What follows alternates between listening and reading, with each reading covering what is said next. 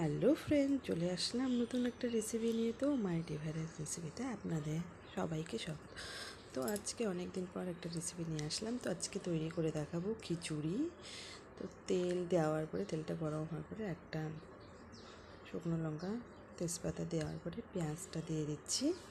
পেঁয়াজ আর গোটা রসুনও এর মধ্যে দিয়ে দিলাম, দিয়ে একটু হালকা ভেজে নিচ্ছি। ভেজে দেওয়ার পরে আলু কেটে রেখেছিলাম, সেই আলুটাও দিয়ে দিলাম। তারপরে এখানে চাল ডাল ভিজিয়ে রেখেছি, ধুয়ে রেখেছি, মুগ ডাল, মসুর ডাল আর চাল।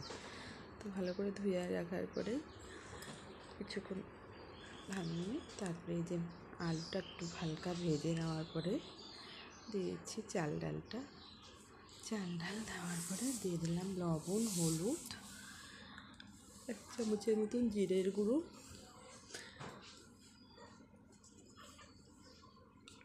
একটা গোটা টমেটো ফেলে রেখেছিলাম সেটাও দিয়ে দিলাম, দিয়ে ভালো করে একটু কষিয়ে নেব।